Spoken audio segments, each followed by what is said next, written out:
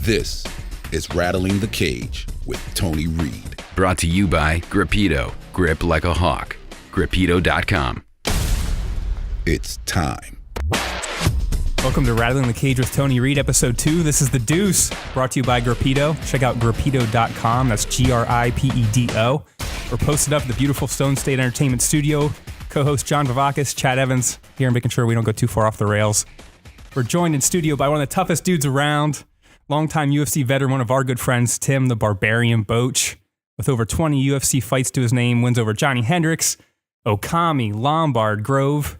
He shared the cage with Dan Henderson, Luke Rockhold, Phil Davis, and more. It's safe to say, use a tired old phrase, he's been there and done that. Mr. Tim Boetsch, how's it going?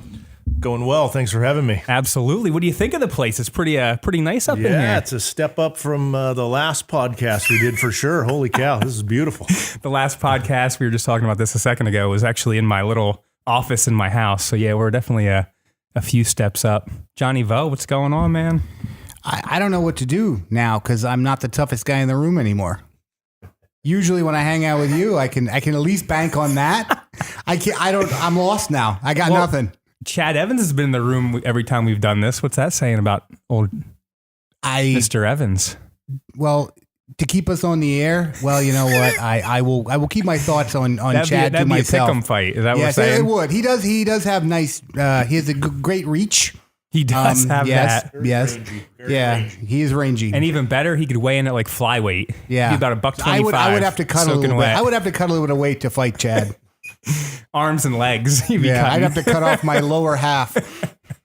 So it's awesome, as always, to be talking to Tim, to have him officially a part of the new podcast. We're going to try and talk him into doing this regularly.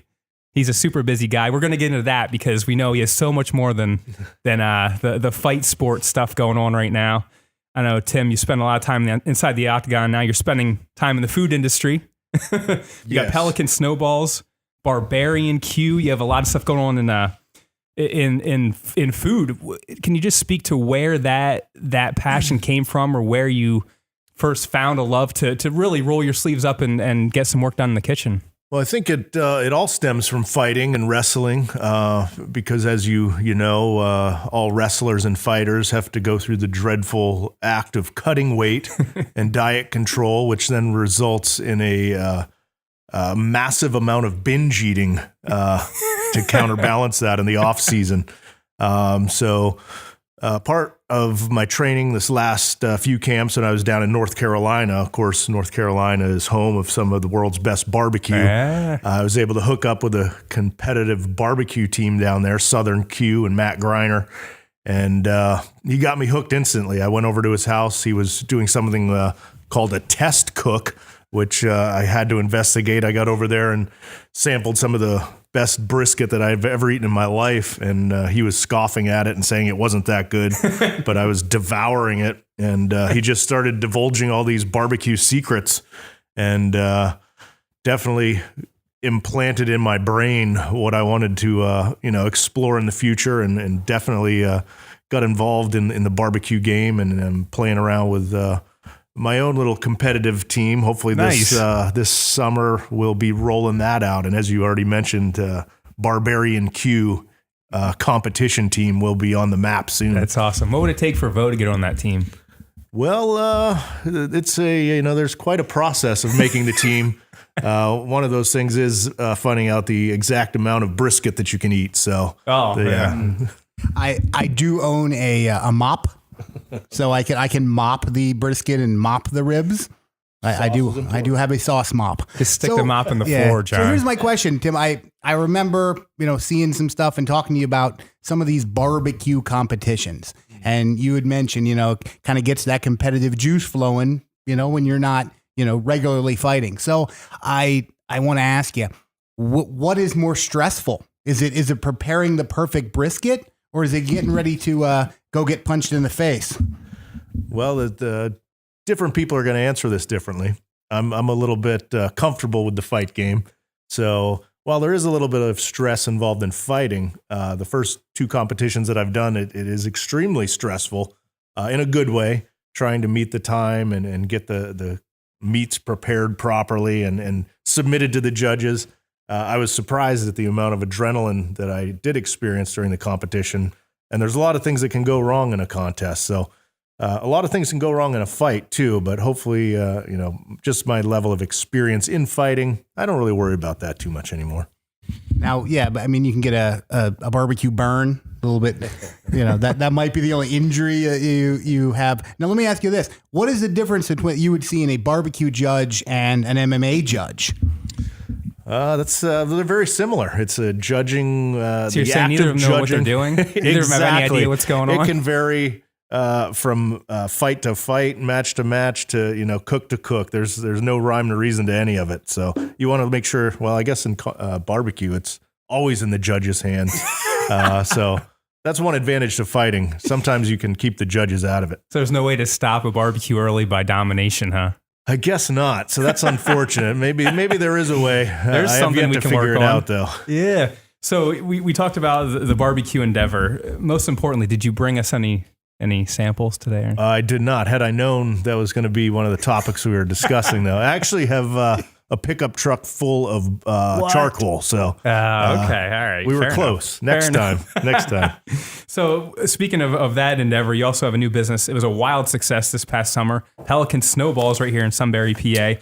Every time I was over, we're in business. A lot of us are in business in the area, and I'll hear people say, they were by my restaurant. We had a line out the door. Like, that's never true at my place. But it truly was accurate the entire summer. You guys had lines out through the parking lot, around the corner. You couldn't park. I mean, did you have any idea that Pelicans would be such a huge success for you guys?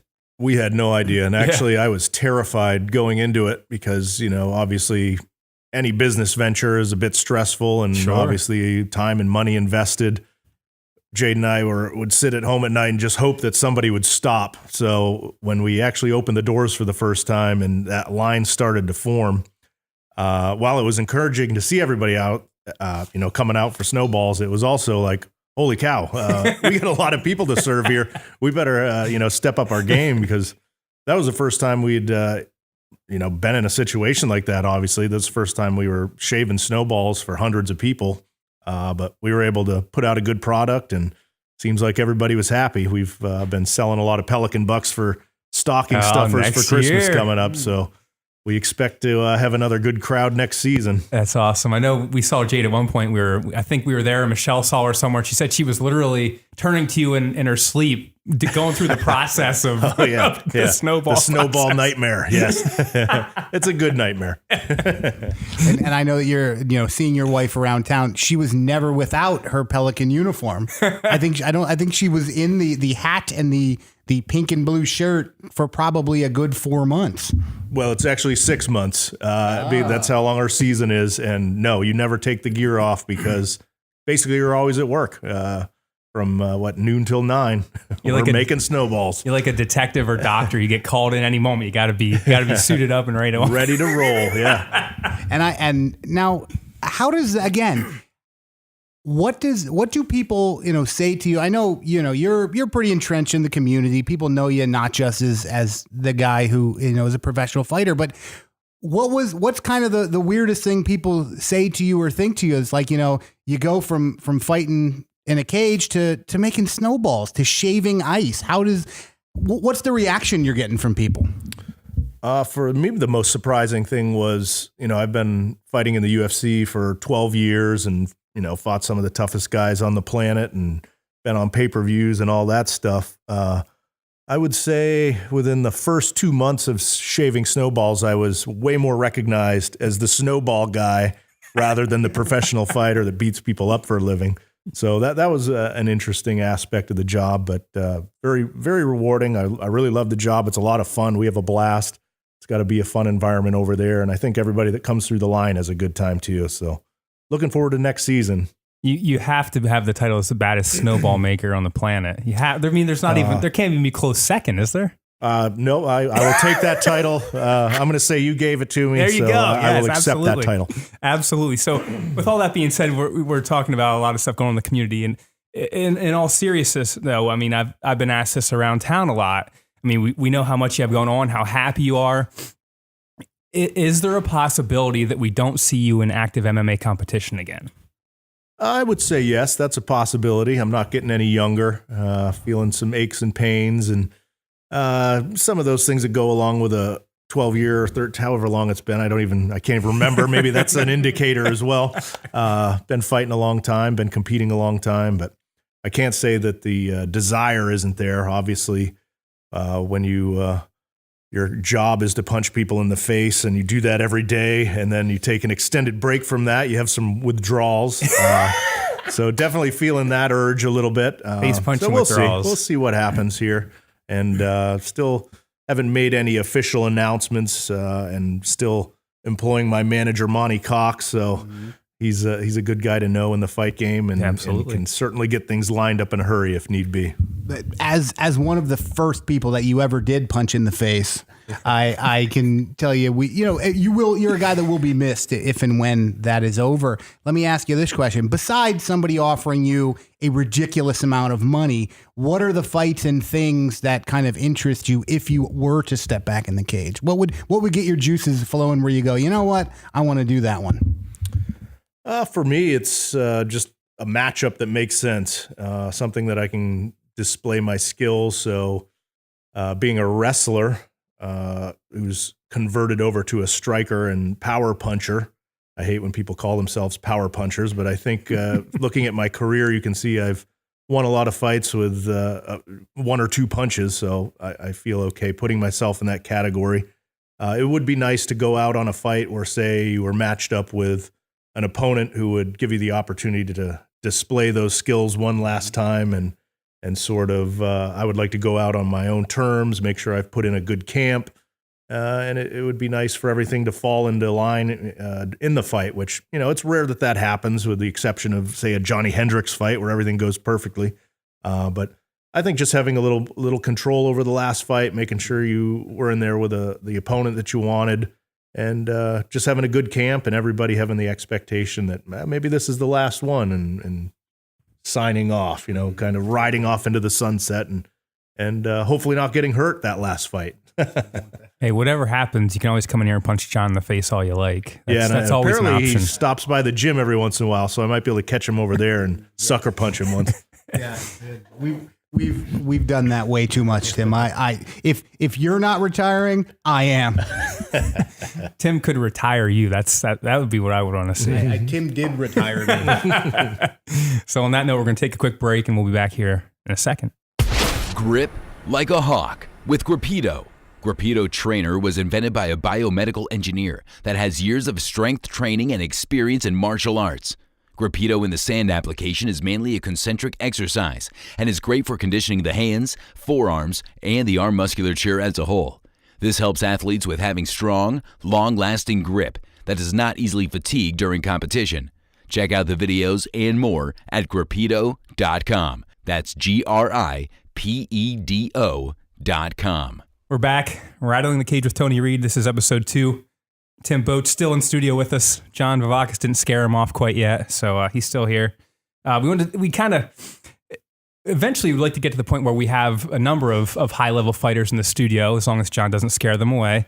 But now that we do, I think it's will be interesting to get some of Tim's thoughts on maybe hot topics in MMA right now, things that maybe we have an opinion on. I know Tim and I just talked the other day about something that was like, all right, a fan or a member of the media or someone from a distance might have some type of preconceived notion or thought on what you might be thinking, but that couldn't be further from the truth maybe in some instances. So Sure.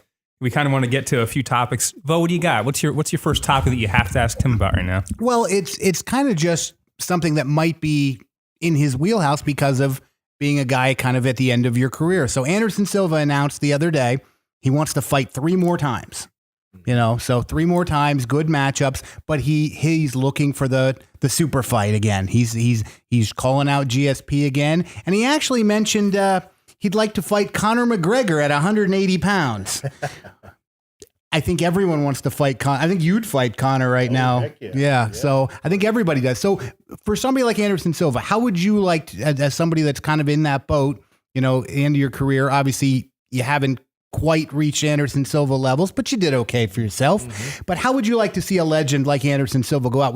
Tony and I talked about it last time, kind of how sad it was that BJ Penn went out the way he did. How would you like to see a guy like Anderson Silva go out? Well, me personally, I think he went out when he snapped his leg in half, and you hate anybody to go out like that. And it's sort of, you wonder how they're going to come back. And obviously things were different for him when he came back. So, you just hope as a fighter, and I think I still have most of my mind left.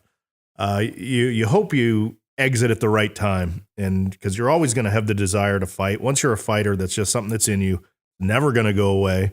You'll be an old man walking around with your walker or riding around in your Jazzy like I'm going to be someday, and you'll still want to fight, but do you have the ability to get in there and do it? So, these guys. You've seen a lot of older fighters come out of retirement and put on some fights lately that, boy, it gave me that cringy feeling that I'm like, I hope nobody dies. Because although you may want to fight and have the desire to do it, you can't argue the fact that time changes things, whether it be your speed. Obviously, that's one of the first things to go. Your strength tends to hang around. That power punching tends to hang around, but your speed and timing go away. And in the fight game, boy, those are two critical elements.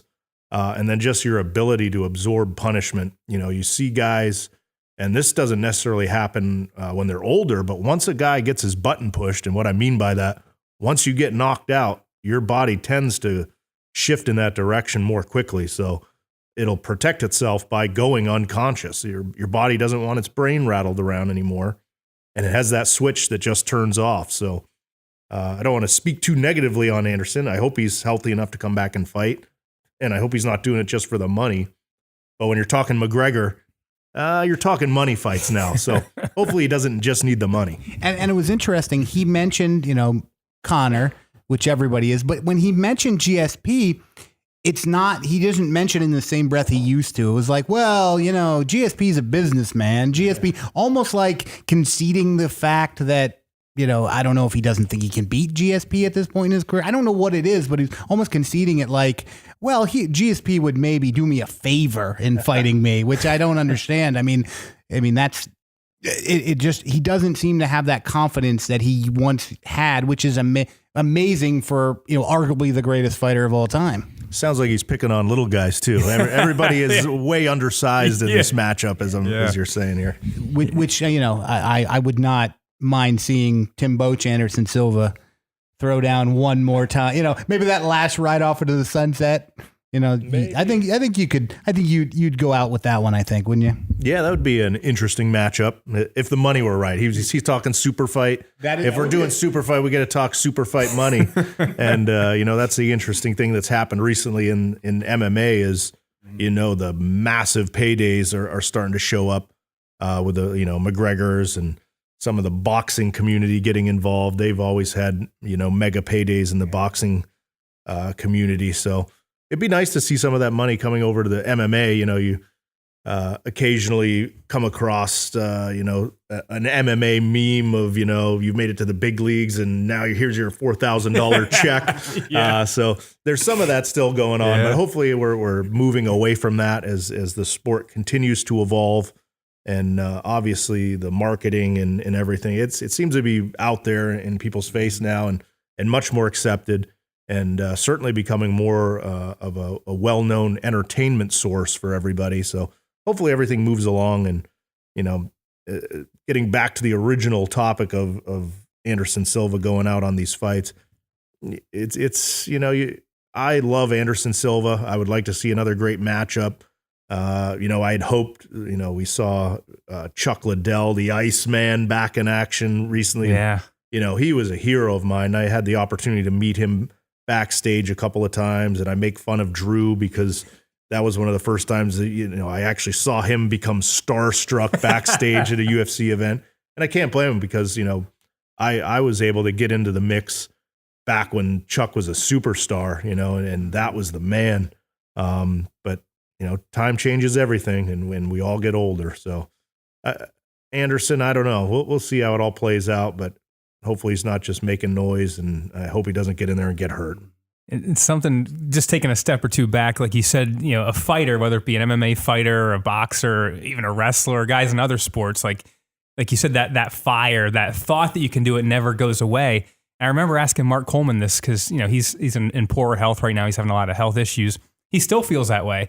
So I asked him, like, how do you supplement that? What have you found? Is it as crazy as it sounds? Is it food? Is it competing in other things? Like, what have you found? Not that you're retired yet, but what have you found to kind of fill that void a little bit? I don't think you're able to fill the void. Yeah. An interesting discussion that I heard right when I first started fighting. I went out to train in Iowa with Mike Sesnalevich, and he was training with Miletich and all those killers out there. And I remember hearing Pat talk about it. Pat Miletich was talking about how do you replace that rush of entering the cage, knowing that you're going to fight, hearing the door close behind you, and then fighting. And he said, there's nothing that's going to ever replace that. He was talking about going skydiving and doing all this crazy stuff and, just trying to get that feeling again. And you can't replicate knowing that you're going to be closed in a cage with somebody and you're going to fight until one of you is unconscious or the ref thinks you've beat him up so bad that he has to step in and stop it. And to think that there's something like, I know barbecue, like we joked about it earlier, which one's harder? Obviously getting your face punched in is harder than cooking a brisket, and a little bit more risk. But that's why fighting isn't for everybody. Yeah. It's either in you or it isn't. But you can't recreate it. Yeah. I don't expect to find something that is going to replace it. It's just a matter of, coming to terms with being done fighting. Yeah. And that's, hopefully you can do that. Yeah. Switching gears a little bit, more topics for Tim. All the Moves One championship is made recently. The first major MMA trade in history, Ben Askren for Demetrius Johnson. They get DJ. Matt Hume obviously is heavily involved there. They signed Misha Tate to do some type of work for them. Eddie Alvarez signed a huge contract with them. It was just announced earlier this week they signed a deal with Turner to have televised fights here and around the world. What are your thoughts on some of the crazy moves One's making now? They aren't just like kind of the big thing or the kings of the Far East. I mean, they're moving west and they're looking to make a real name here in the States, it seems like. Yeah, it's exciting to see all of that taking place and a little bit shocking, honestly. When I saw the DJ trade, I couldn't believe it. But then, putting some of the pieces together that, like you mentioned, Matt being heavily involved, it's very interesting. And again, it's an interesting time to be involved in the sport. Obviously, we're seeing that evolution continue, and the reach of One is just massive. So, they're a powerful company. They're making some really big moves. It'll be interesting to see where the dice fall on that when they do come stateside, because knowing Matt and his involvement and his past with Pride and everything over there, I think anybody that truly loves MMA knows about Pride, and boy, that was awesome stuff to watch. So it'll be interesting to see where things go. Yes, another major promotion, Bellator. Mm-hmm. They're bringing the tournament format back, not the same night tournament, but the tournament in the sense that you win, you're in, you advance. Not that you control your own destiny, because that's a goofy saying, but you do kind of control future matchups, if you will, as long as you keep winning. I mean, I would assume you're a fan of that idea and not kind of taking out the political side of the sport. And actually, I believe that's how fighting is supposed to work. Isn't one supposed to fight two, and the best face Only off in against theory, the, right? I think that's how you actually find who the number one guy is. Like, don't you have to fight the best? But yeah, I like the tournament format. The old school one-day tournaments, that stuff was brutal. And hopefully we'll see that again, just so people are reminded what fighting actually is. Did you or did you not actually fight two guys in one night on your first? Or was that one night or was that a weekend when you first started? It was a fight one night, then immediately obviously the next day fought again, won both. But I thought you were talking about my Aaron Stark fight where I finished him twice in one fight. I finished him with a front kick to the sternum, which he said went low, but it was funny because there was a footprint on his sternum. And I was, kind of upset with the ref, but, we were out there in his backyard, so maybe he was given the advantage, but then I was able to choke him out moments later. So 2 finishes in one fight. I don't have these stories. I've never so kicked just turn the I've never microphone back left to a Tim and let him. I've just never turn left the a microphone footprint. back to Tim. Let him keep talking. Yeah, exactly. I've never left a footprint on a man's chest. I can tell you that much. So, speaking of one, another guy who just signed with one, maybe not as high profile a name, Sage Northcutt. The teen dream, Sage Northcutt, actually came out and said the other day he'd like to be a 3-sport world champion. He would like to be the MMA champion, a kickboxing champion, and a Muay Thai champion. And he figures that's why he signed with one, because he figures he can do that. So first, I want to know your take on Sage's claims that he's going to do that. And also, as kind of the guy that's been doing it for a long time, you would consider the grizzled veteran, what is kind of the, maybe not you, but some other things you've heard about the UFC's penchant for pushing these young, marketable fighters? You saw it kind of with Sage. You saw it kind of with Paige Van Zandt, where maybe the performance in the cage, wasn't the only option for seeing their face on TV. Yeah, that's some interesting stuff to talk about for sure. 3-sport world champ. Yeah, super. Go for it. But sounds like they're all pretty closely related. Back to Ben Askren, though. He was a multi-time world champion. I don't know if anybody else knows about this, but he was it Frisbee golf? Disc golf. Disc golf. Disc golf. Yeah, so man. Not related. I kind of admire that a bit more than being a 3-time world champ in fighting, another element of fighting, and then some more fighting mixed in.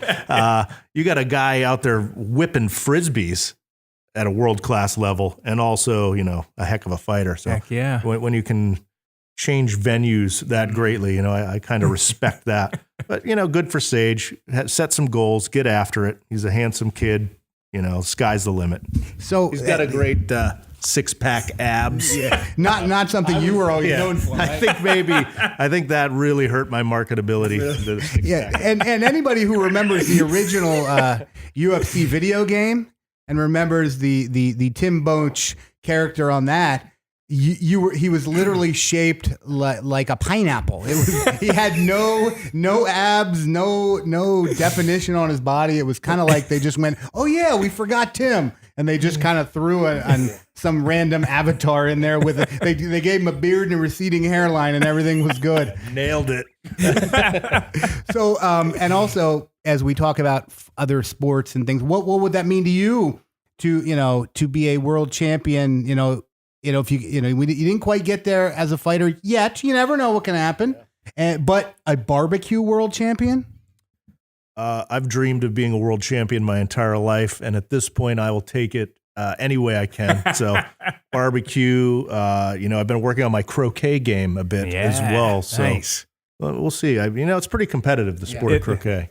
Tim Boetsch, actually, for those who don't know, an excellent wiffle ball player.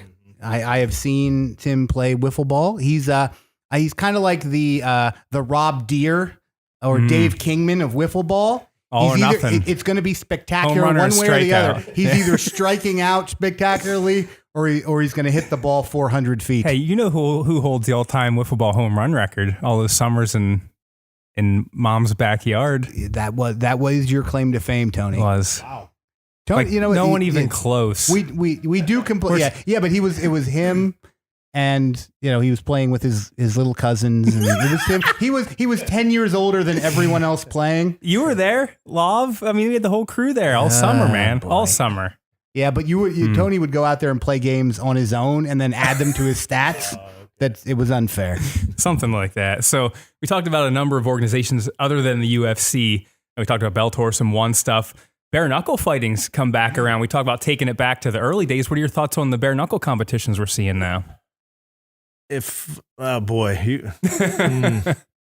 4-ounce gloves are light. If you've ever been punched with a bare fist or hit somebody for that, it hurts to punch somebody just straight up bare knuckles. So, good for you guys. I'm not signing up for any bare knuckle fights anytime soon. Fair enough. Fair enough. So switching gears back to, we're kind of doing our holiday show here, our Christmas show, our Hanukkah show, whatever you're into. We know the Christmas cards are legendary. We got ours a few weeks ago. Thank you for that. Whose idea is it generally? Who's the creative force behind the Boetsch holiday Christmas card? Jade is the mastermind. We actually had this conversation. We were going through, we were just, going back and forth a little bit about our skills. Obviously I can throw down on the grill. I can cook. I can fight a little bit here and there. Her skill is she's great at rhyming and also Christmas cards. She can throw down on a Christmas card.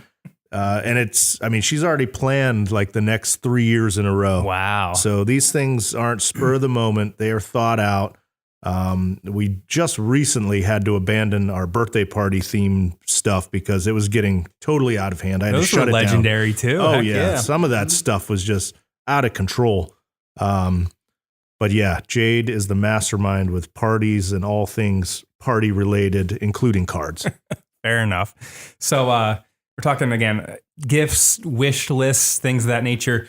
Do you have an MMA wish this year? What would you like to see, even as a fan, as a competitor, just someone who's involved in the sport? What would you like to see in this coming year? An MMA wish. Yeah. We'll grant it. Anything come true right now. Snap of a finger. Boy, MMA. I would like to see.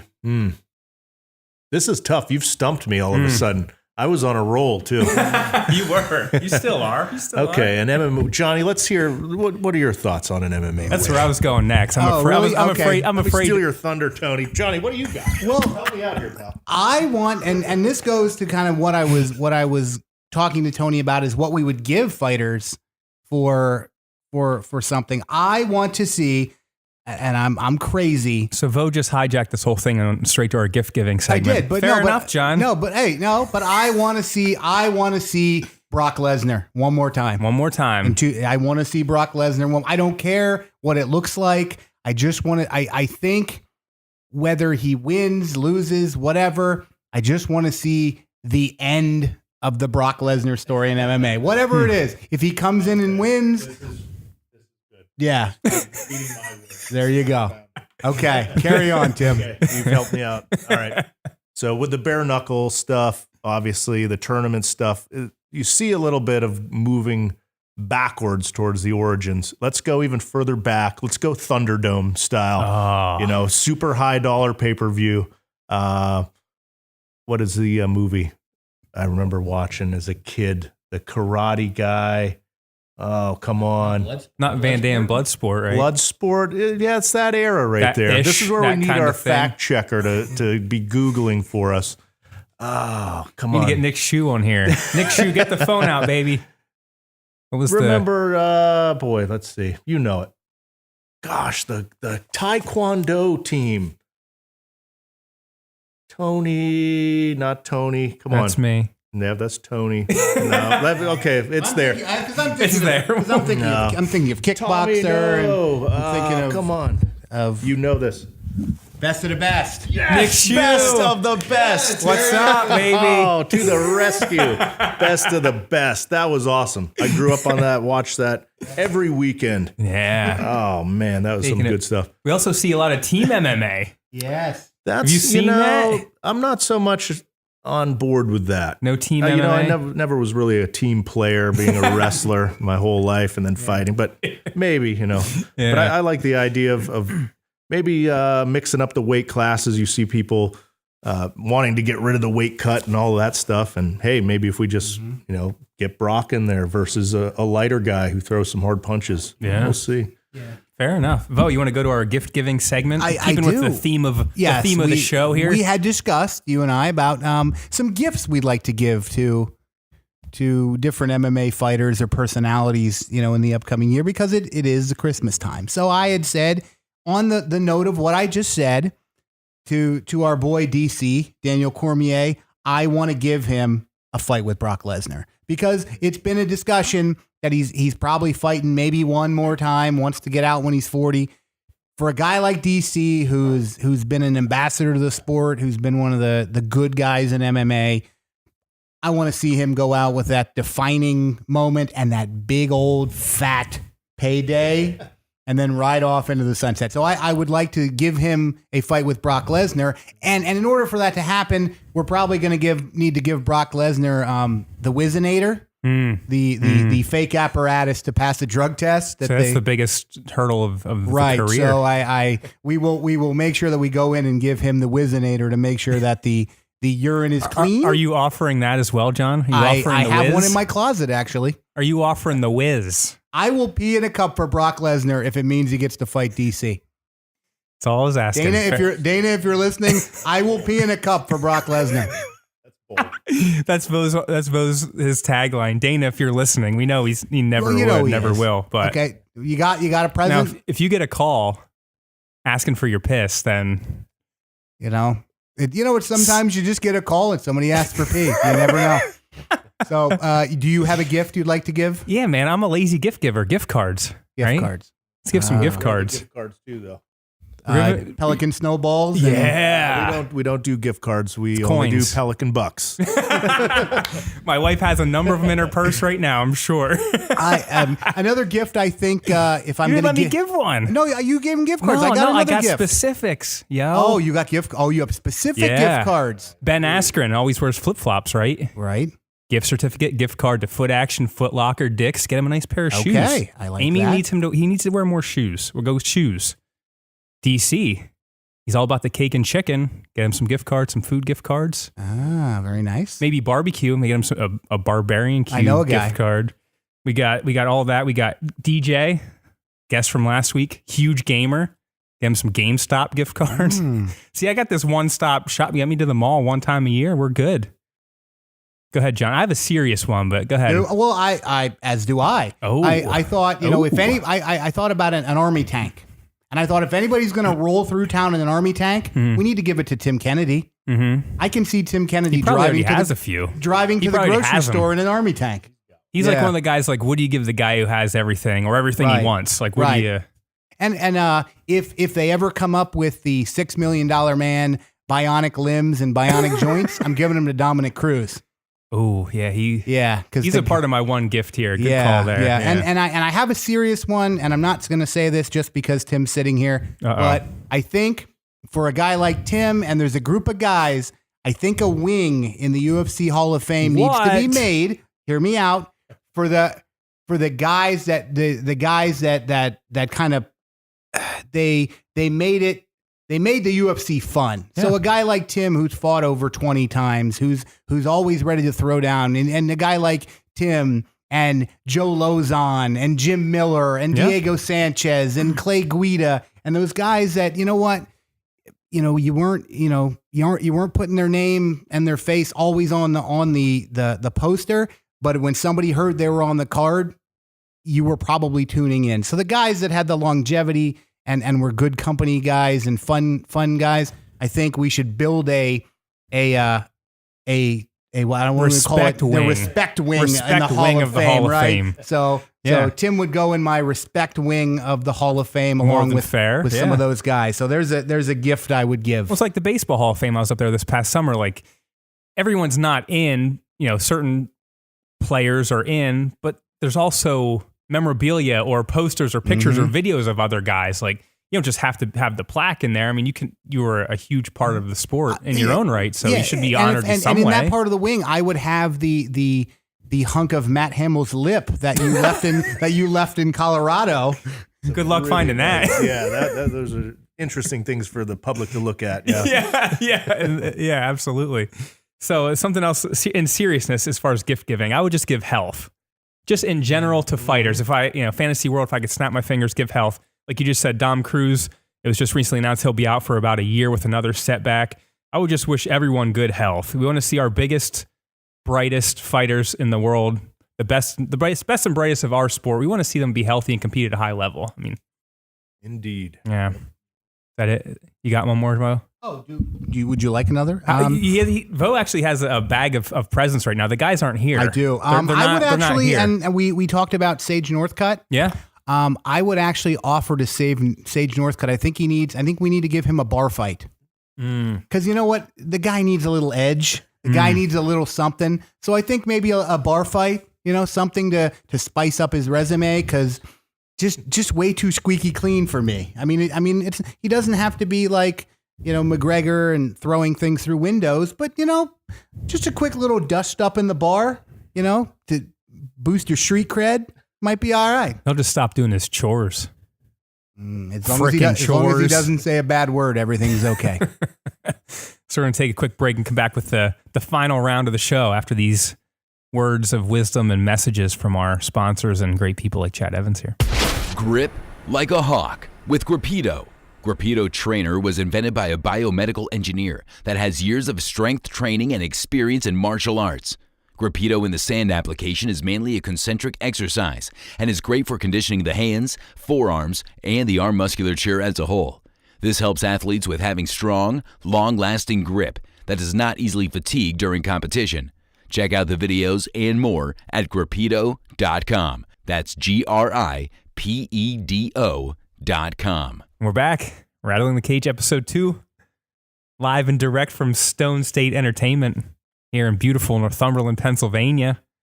So we're keeping with the festive theme we have here. All I want for Combat Christmas. That's our segment here. All I want for Face Punching Festivus, for MMA, for my MMA menorah. I don't know. What do we want? We got Christmas, John. We got the holiday season. I know you have a list there of your wish list. What do you got on your wish list? Again, I want no more interim titles. Okay, that's fair. No more interim titles. You can, unfortunately, guys get hurt. You can't fight. Let somebody else throw down. So I'm gonna defer over here to my esteemed colleague. Interim titles, yay or nay? No, they're no good. It's a fake title. What is that belt you're wearing? It's nice and shiny, but are you really the champ? No. Come on, let's figure it out. Yeah. That's the thing I don't understand about that whole deal, because the UFC in general and the brass, they don't really care about their fighters. Can I say that? They don't really care. They don't really care about the fans. So who are you placating? Who are you, you're trying to cater to them in this regard, but not in any other way? It just seems a little odd from that perspective. Thing, like if it's not like, the NFL, Carson Wentz doesn't play in the Super Bowl, still gets a Super Bowl ring. It's, if you can't in MMA, you can't fight. You can't be the champ. It's just the way it is. It's not their fault. You get the first crack of the title when you're healthy. Yeah, it sucks, but it is what it is. So I think that would be one. I think also, Tim kind of hinted at it, and we always joke about it. Either abolish or fix the ranking system. Yeah, please. I mean, truly, almost every fighter I've talked to laughs when we even get on the subject. I mean, just completely honest, no one takes it seriously. And then there was a point in time when they were going to have media members vote, and then it became all kinds of weird, and it was just just craziness. Yeah. So I mean, and I want guys that are deserving of title shots, getting title shots. It's not. So I think what I'm hearing is you're headed for straight tournament formats. I would enjoy tournaments again, as I spoke of last show. Maybe some more spectacle fights. Guys fighting bears, things of that nature.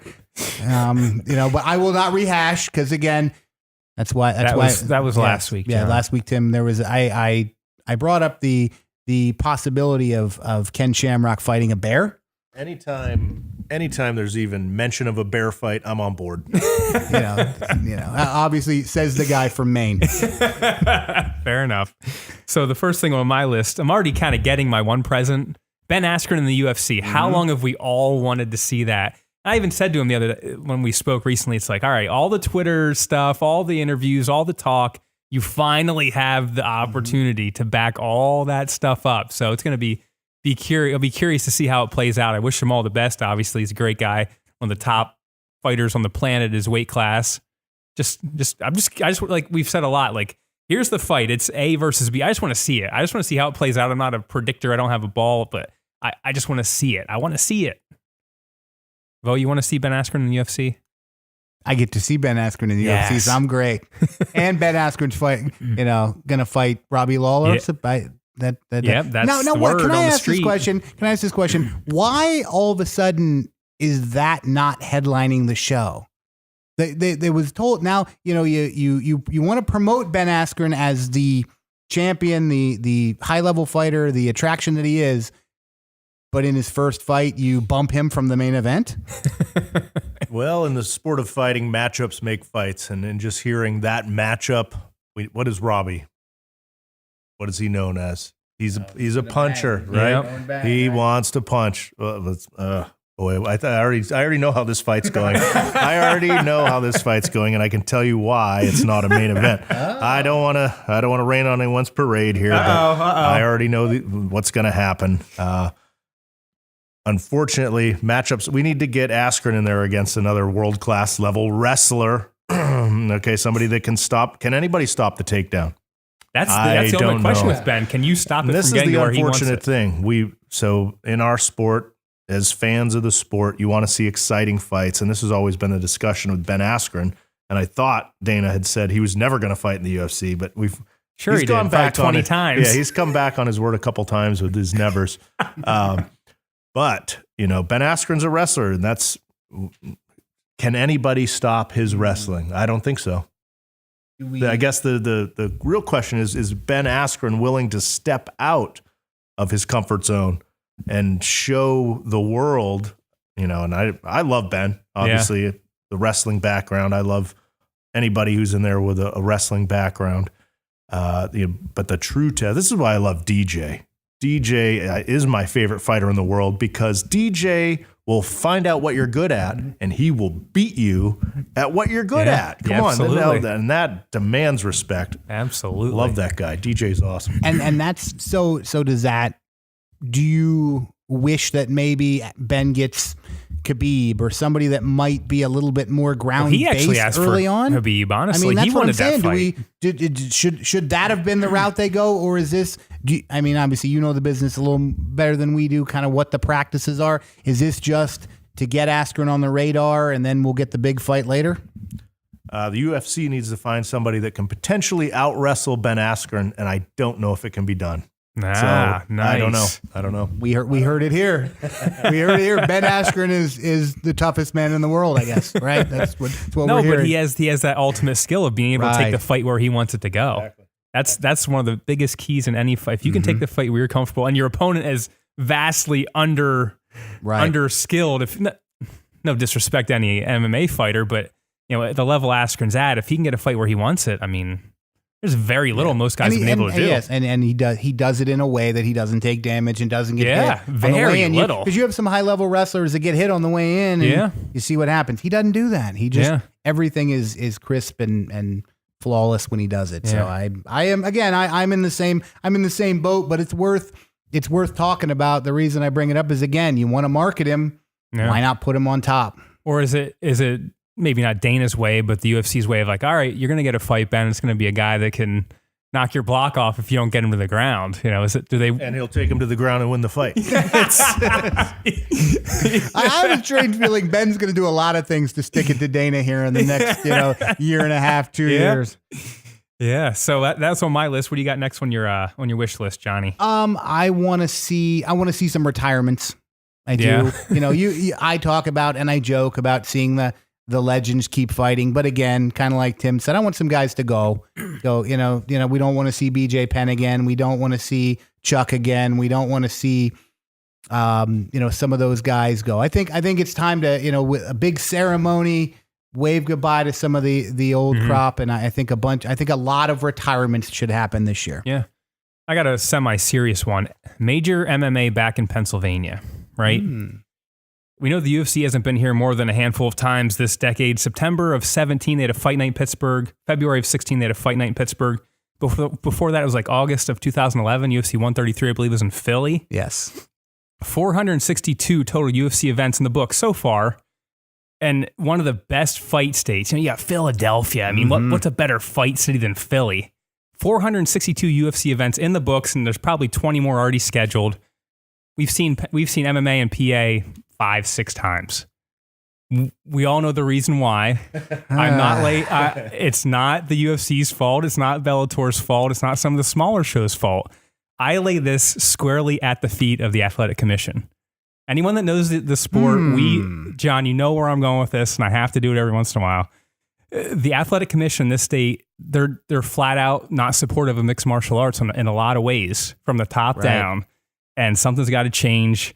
It's a great state for the sport, a ton of support for the sport in the state.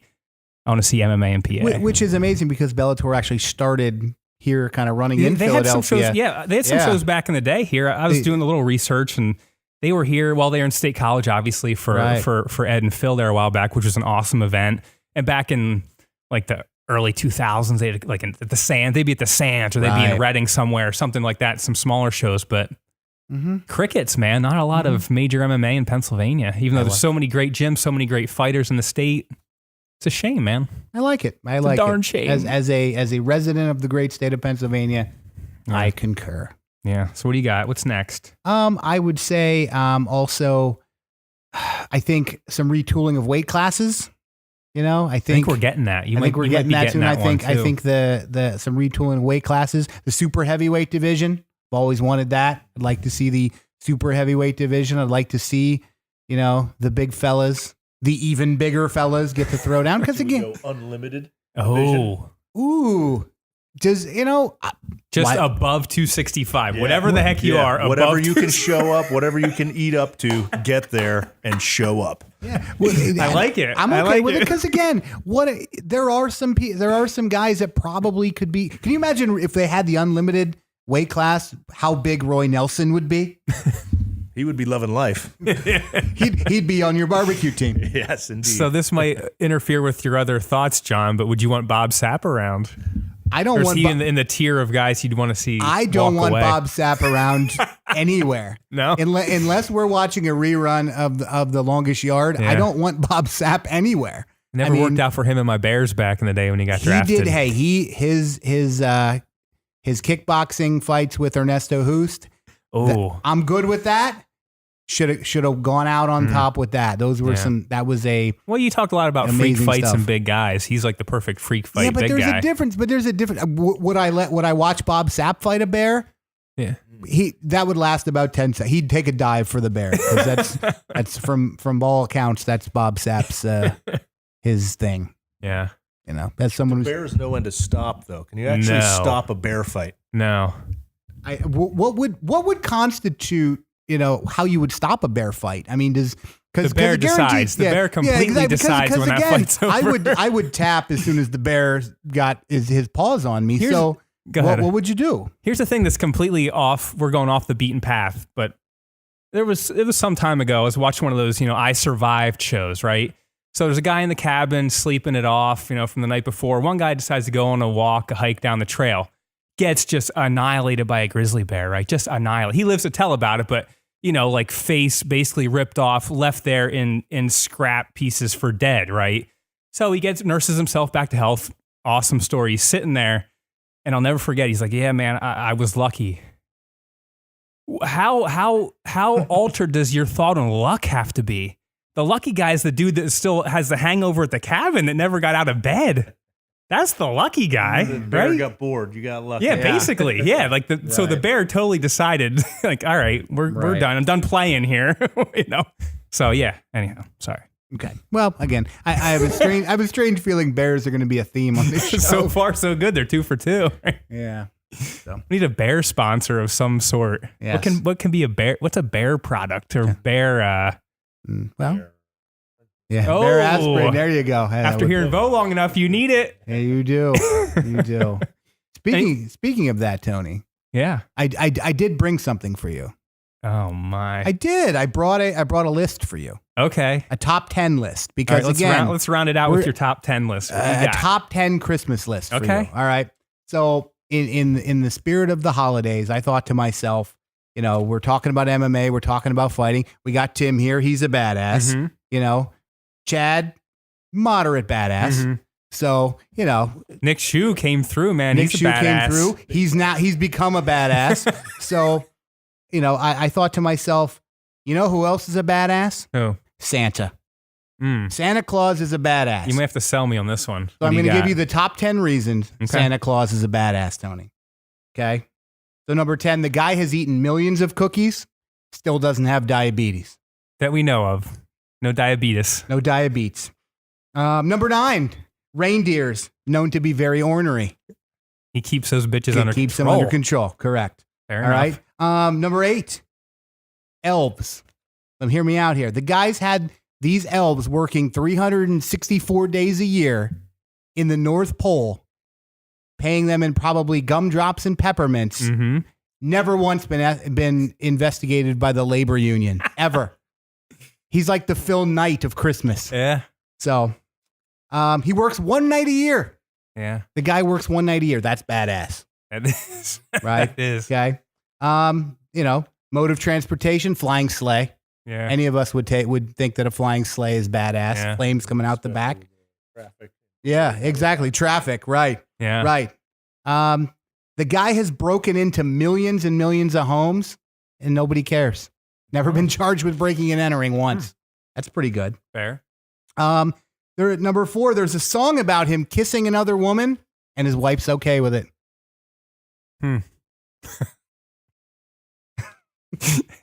keep this thing Okay. rolling. All right. Sorry. This is how every one of our shows end. I'm like, Bo, just come Just on. go, right? Come on. Number Let's 3. go. Number 3. Yes, the epic beard.